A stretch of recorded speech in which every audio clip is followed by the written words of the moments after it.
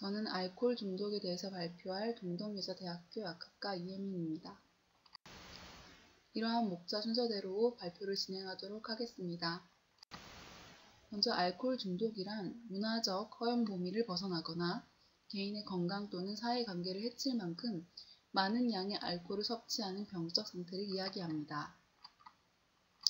현재 미국 내 알코올 중독 인구는 대략 1,800만 명, 성인 인구의 약 10%로 추정되며 가정생활 파괴, 교통사고, 범죄, 생산성 감소에 정신적, 신체적 질환까지 고려하면 직간접으로 영향을 받는 미국인들 숫자는 훨씬 많다고 추정됩니다.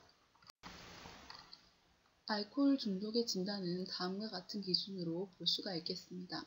1번부터 10번까지의 각 항목에 따라서 총점을 매기고 그에 따라서 총점의 8점에서 15점, 16점 이상에 따라서 각각의 치료 방법이나 상담 방법이 달라질 수 있습니다.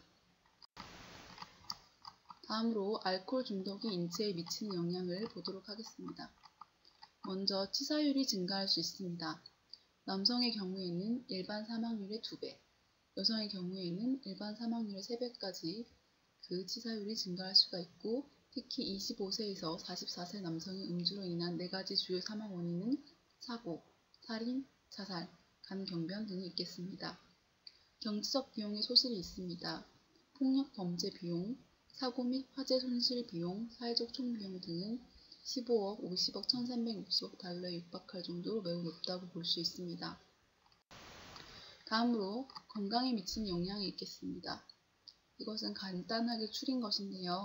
지방간부터 저혈당증, 우울증, 장간 세균총까지 건강에 미치는 다양한 영향이 있을 수 있겠습니다. 이러한 알코올 중독의 원인은 유전적, 생리적 요인, 정신적, 사회적 요인 등으로 볼 수가 있습니다. 특히 이러한 4가지 요인들이 복합적으로 작용한다고 볼 수가 있고 최근 연구 결과로는 유전적 요인이 가장 중요하다고 나와 있습니다. 비알코올 중독 부모보다 알코올 중독 부모의 친자녀들에게서 4배에서 5배 높게 나타나는 것으로 보아 유전적 요인이 가장 중요할 것으로 보입니다. 알코올 중독은 치료하기 어려운 질환입니다. 먼저 시기에서는 성공적인 치료를 위해서 혈당 수치의 안정화가 필요합니다.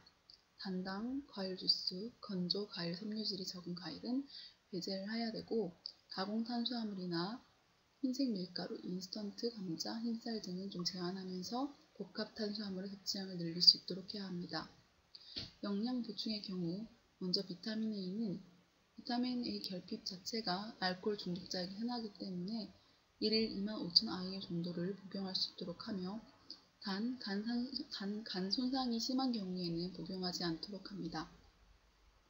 두 번째, 항산화제의 경우에는 항산화제를 복용할 경우에 활성산소에 의한 손상과 지방간 발생을 억제할 수가 있습니다.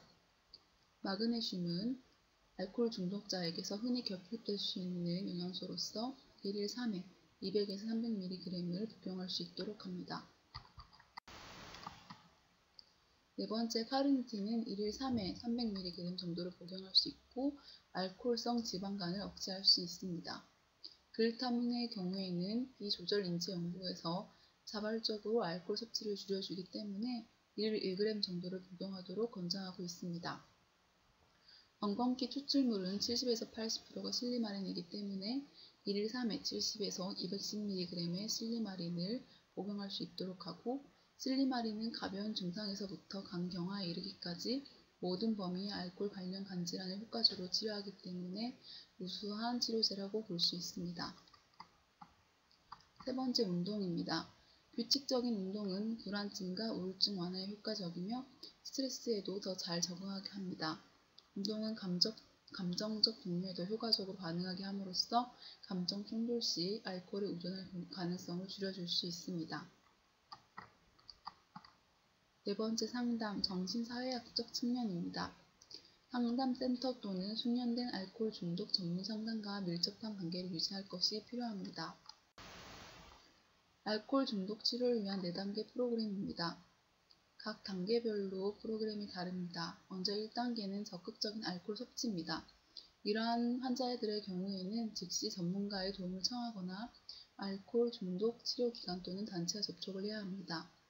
2단계 금단 증상을 보이는 경우에는 가벼운 금단 증상은 보통 금주 몇 시간 이내에 시작되어서 48시간 이내에 회복되지만 중증의 금단 증상은 보통 30세 이상의 환자에게만 발생하며 중단 후에도 8시간 정도면 발생합니다.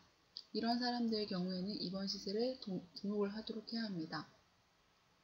3단계 회복되는 과정에 있는 환자들의 경우에는 알코올이 스트레스를 푸는 해결책이 아님을 인식하도록 하고 인생의 도전을 위해서 더 효과적인 방법을 개발하는 것이 중요하다는 인식을 주는 것이 필요합니다. 마지막 4단계로서 완치가 된 사람들의 경우에는 지지 그룹을 유지해야 합니다. 지속적이고 완전한 금주가 최상의 방법이라고 할 수 있겠습니다. 제 발표는 여기까지였습니다. 감사합니다.